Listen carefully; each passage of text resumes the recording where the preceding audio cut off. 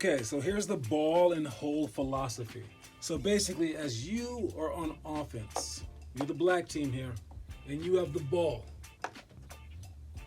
When you shoot a shot, you want certain people to go get the rebound, obviously.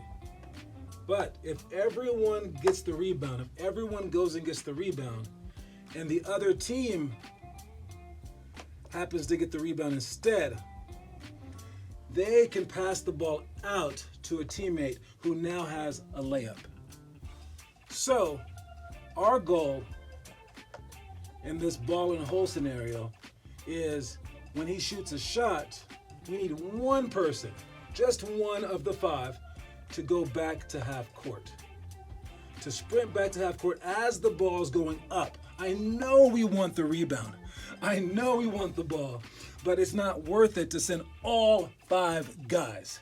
All right, so see this as our home, and maybe we have 5 people living in that home, and there's some kind of enemy outside of our home that we want to go after, but we still have to protect our home. And if you send everybody, all your resources out, no one is protecting the home. So you can send a lot of players to the basket and you'll still be okay if you send one person back. Because I've seen offensive rebounding and it's not all 5 guys going for the ball. So let's just be honest. Usually what's happening is as this guy shoots the ball, these guys are just right here, not going for the rebound. Maybe one will go for the rebound, and these guys are just standing. But still, when these guys are here, as they're boxing us out and everything, as soon as one of them gets the ball, now they throw the ball ahead, and it's like you were neither going for the rebound or getting back, you were just spectating.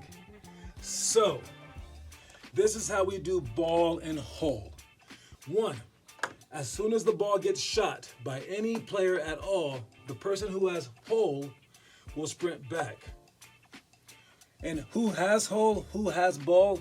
Well, every single time that someone checks into the game, the 5 players on the court should figure it out. The person that has hole is probably going to be a person who isn't a great rebounder, because you want your great rebounders to be rebounding. But what we found out is that the person who has hole should probably be one of your smarter players because it's such an important job. And other players just can't calculate that in their head because the ball's being shot up and you have to think one step ahead. And a lot of young players are not capable of doing that. So it's probably a smarter player who's not a prolific rebounder, who has hole. As the ball is being driven or shot, that person's running back away. And yeah, I guess you might feel like a chicken, but you're doing it, okay? So you're running away. And then we have one person who has ball.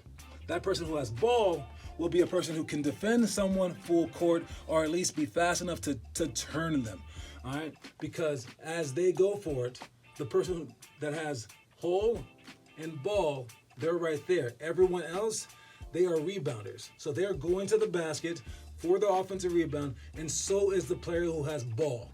All 4 will go. Occasionally, we will only send 3 players if like the team is a very good fast break team, etc.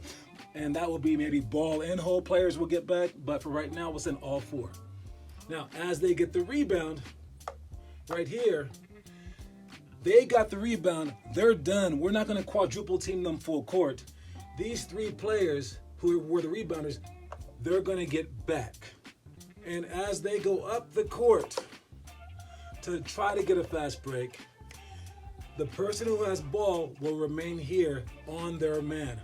Now, where you guard him is kind of up to you and up to your speed, but your job is not to steal the ball. Your job isn't even really to play defense on him. Your job is just to make sure that he doesn't go straight down the court. You want this guy to go in a zigzag pattern. So as he runs this way, all you want to do is turn him and say, run that way. And as he runs that way, all you want to do is turn him. And when you're running from here to there, you are not down, sliding, playing defense. You are turned and sprinting like you're Usain Bolt to try to get back in front of him and just turn him. Because as slow as your players might be, there's no way that this player can beat them up the court if he's going in a zigzag pattern. And as long as you slow him down and stop fast break points, you've done your team a huge service. All right, fast break points probably account for at least 20 points a game, if not more in many, many games. And if you could take those points away, that is the same as you scoring 20 plus points. So if you've ever wanted to be a 20 points per game scorer, this is a great way to get it by just being the ball person and turning them. So in conjunction with the hole person, ball and hole, they're worth so many points a game if we can take care of this. So right here, if this man has ball, his job is to make this player go in a zigzag pattern. And as his other men are sprinting back, this person is already back. The race becomes right here. So the race becomes, if you do your job, he will be going in a zigzag pattern. So let's put the ball and you out of the way. These guys, their job is just to go back. This guy is already back. So the race becomes this. Can these players right here, these players, this player, this player, and this player, are they fast enough to sprint down the court and get into the lane to play defense? Can they run this race faster than this player can run this race? And if that's possible, and you do your job as whole and you get back, they do their jobs after getting the rebound, they just run back like at a normal pace. And then you do your job as ball and just make him go in this zigzag pattern. Nobody will ever be scoring on you in a fast break situation. And you're going to force them to run a play. And when you force, especially youth basketball teams, to run plays, that's when they struggle. So that's the ball and hole concept. And I hope that you understand it.